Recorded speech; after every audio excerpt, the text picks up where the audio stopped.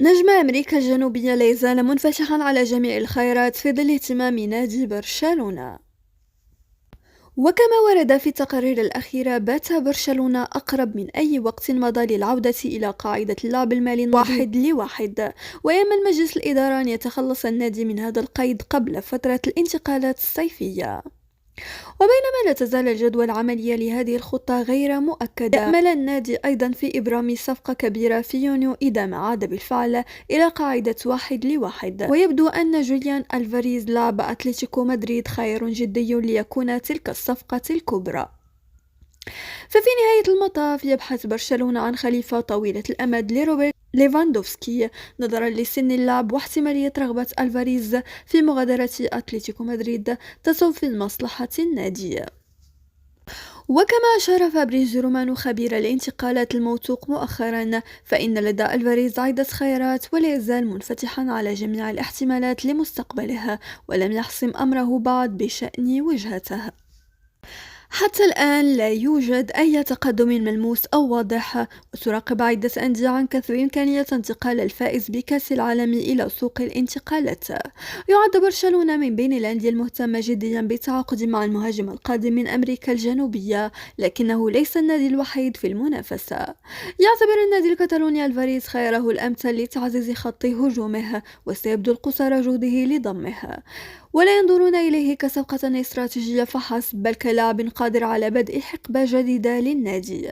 ومن البديهي أن الصفقة برمتها ستعتمد على عودة النادي إلى نسبة 1-1، وإمكانية بيع بعض اللاعبين خلال الصيف، والمساحة المتاحة في سقف الرواتب، ويبقى أن نرى مدى جدوى التعاقد معها. ففي النهاية يمتد عقد اللاعب البالغ من العمر 25 عاما مع أتلتيكو مدريد حتى عام 2030، ولن يسهل أتلتيكو مدريد الأمر على أي نادي يرغب في ضمه، ناهيك عن منافس مباشر. صفقة جديدة تعزز صفوف برشلونة. يبدو أن برشلونة بات قريبا من إغلاق صفقة التعاقد مع الجناح الإنجليزي الشاب أغاي تافاريس، اللاعب الذي كان محل متابعة من قبل أبرز الأندية الأوروبية. وفقا للصحفي جانلويجي لوغاري من سبورت إيطاليا، فإن النادي الكتالوني يضع اللمسات الأخيرة على الشروط التعاقدية مع نوريتش لإنهاء العملية خلال شهر يناير الجاري. وكانت يوفنتوس قد دخلت الصراع في مراحله النهائية، لكنها باتت تدرك أنها خسرت اللاعب الذي يرغب في مواصلة مسيرته الرياضية في إسبانيا. أغاي تافاريس هو لاعب دولي مع منتخب إنجلترا تحت 17 عاما، ومن حيث المبدأ فإن التعاقد معه سيكون لصالح فئة الشباب، مع إمكانية دعمه أيضا لفريق برشلونة أتلتيك على أن يتم تحديد توقيت انضمامه بدقة. وتسعى الإدارة الرياضية لكرة القدم القاعدية في برشلونة إلى البحث عن لاعبين هجوميين ذوي مستقبل واعد لتعويض النقص الذي تعانيه الفرق السفلية في هذه المراكز. وتعد صفقة تافاريس عملية استراتيجية، وسيتعين على برشلونة دفع مبلغ انتقال إلى نوريتش مقابل هذه الصفقة، وهو ما يجري التفاوض بشأنه حاليا. وقد برز خريج أكاديمية النادي الإنجليزي مؤخرا مع منتخبات بلاده السنية، إذ بعد مروره بمنتخبي تحت 15 وتحت 16 عاما ظهر لأول مرة مع منتخب إنجلترا تحت 17 عاما، وبفضل مستواه سواء على الصعيد الدولي أو مع فريقها أثار اهتمام أندية من الدوري الإنجليزي الممتاز وأخرى من خارجه، إلا أن المؤشرات ترجح أن يكون النادي الكتالوني هو من سينجح في الظفر بخدماته في النهاية. أجاي تافاريز يشغل في الأساس مركز الجناح الأيسر، إلا أنه بفضل بنيته الجسدية وقوته سبق له اللعب كمهاجم صريح، وبسبب قدراته البدنية تحديدا نجح في فرض نفسه ضمن فرق تضم لاعبين أكبر منه بعامين أو 3، ما قد يسمح له في حال وصوله إلى برشلونة بحجز مكان سريع في صفوف برشلونة أتلتيك بقيادة جوليانو بيليتي، رغم أنه يلعب حاليا مع فريق الشباب في نوريش. ويكون برشلونة قد حسم عمليا أيضا صفقة التعاقد مع المصري حمزة عبد الكريم، المهاجم الذي تألق في كأس العالم تحت 17 عاما الأخيرة في قطر، والذي سيصل بشكل فوري لتعزيز الفريق الرديف لبرشلونة خلال شهر يناير الجاري. الكشف عن المباريات التي سيغيب عنها بيدري مع برشلونة.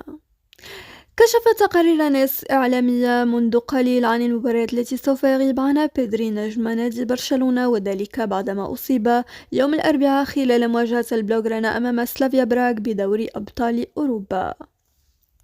برشلونة تمكن من تحقيق انتصار هام على حساب نظيره سلافيا براغ ب4 أهداف مقابل هدفين ضمن دوري أبطال أوروبا لحساب الجولة السابعة من مرحلة الدوري، لكن بيدري تعرض إلى إصابة عضلية في الفخذ، مما أجبر لاعب خط الوسط على الخروج من أرضية الملعب في لقاء ليحل محله داني أولمو.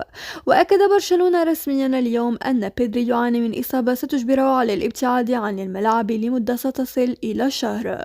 وفي سياق متصل، أفادت صحيفة سبورت أن بيدري سيغيب عن مواجهة ريال أوفيدو الأسبوع المقبل بالدوري الإسباني، إضافة إلى لقاء FC كوبنهاغن بدوري أبطال أوروبا لحساب الجولة الأخيرة من مرحلة الدوري، بجانب مباراة ذهاب الملحق المؤهل لدور 16 من المسابقة، إذا فشل البارسا في الصعود بشكل مباشر من ضمن الثمانية الأوائل.